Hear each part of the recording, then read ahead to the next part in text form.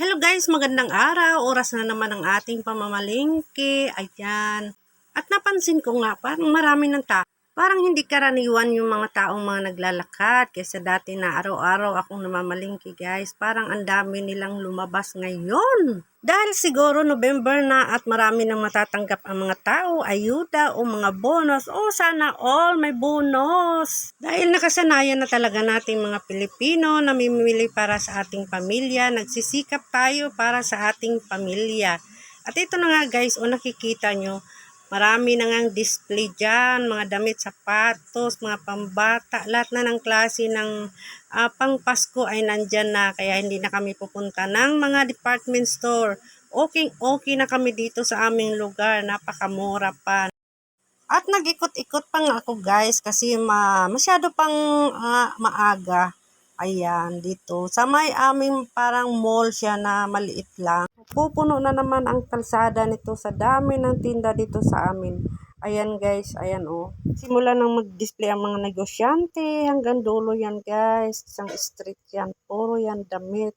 At sana ay masahuran na tayo ng ating busing para marami tayong mabili. Sana all, sana nga.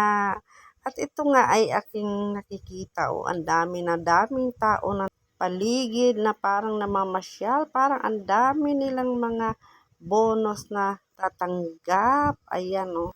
At ito na nga, duwan muna ako dito sa aking paboritong noodles. Ayan, nakapag-order na ako guys. Ayan, kumakain na ako dahil gutom na ako sa kalalakad. Paminsan-minsan lang naman ako dito pag medyo nagkikrave ako ng noodles. Ayan, kaya po yung pisto talaga ako dito pag pupunta ako ng merkado. Mayroon na itong dalawang siomai at saka tauge guys. At habang ako ay kumakain, napansin ko may kumakalbit sa aking gilid. Nagulat talaga ako guys at nakita ko nga isang batang lalaki na medyo namumutla. Kaya tinanong ko siya kung anong kailangan niya, kung hingi ba siya ng pera or kakain siya. So, ang gusto naman niya ay pagkain daw. So, ayan, kahit ako'y gutom na gutom, binigay ko na lang sa kanya yung aking noodles at saka yung aking juice na binili. Ayan, nakita nyo naman, gutom na gutom talaga siya, guys. Namumutla siya kanina nung aking tiningnan, kinakalabit niya sa gilid. Kaya, ayun, talagang naantig yung aking damdamin. Talagang naaawa ako, guys, sa mga ganyang sitwasyon na mga bata bang napabayaan ng mga magulang. Hindi rin naman natin alam kung ano yung kanilang sitwasyon sa kanilang pamilya. So wag na lang tayong humusga guys. So ito na nga, nung nagbayad na ako, binigay na sa akin yung sukli at iniisip ko kung ibibigay ko ba sa bata para siya ay makauwi na sa kanilang bahay.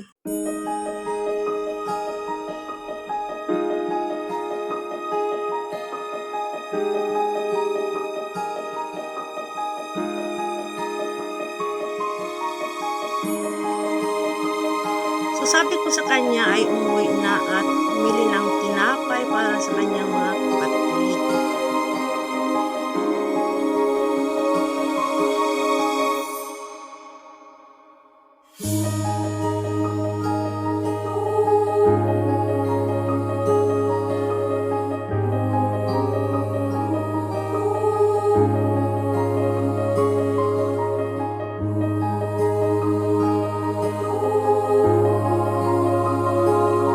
Nakita ko nga bumili siya ng tinapay sa kanyang mga kapatid. Pagkatapos ay dumiretso na ako sa merkado at namili na ako ng aking mga pamalengke o laminapin na aking mister. At ayan, pauwi na ako guys. Pauwi na ako niyan, di ko na binidyohan yung aking pamamalengke kasi ang daming tao sa merkado guys. Pauwi na ako niyan, medyo umaambo na talaga. Kaya ayan, di ko nakita yung bata. O sana nabigyan ko rin kahit 5 piso. Ayan, tatawid na ako guys para magmandali na, para makauwi na dahil baka ako'y maabutan pa ng ulan. At ayun na nga. Ito na nga guys, nakauwi na ako. Ay, grabe. Grabe ang aking pawis oh. Tingnan nyo naman ang pawis ko. Ay. Ito, nakapamili na rin ako ng aking mga lulutuin, panghapunan at sakabaon. Ayan. Yan lang ang ginagawa ko araw-araw. So, yan lang guys. Thank you. Bye.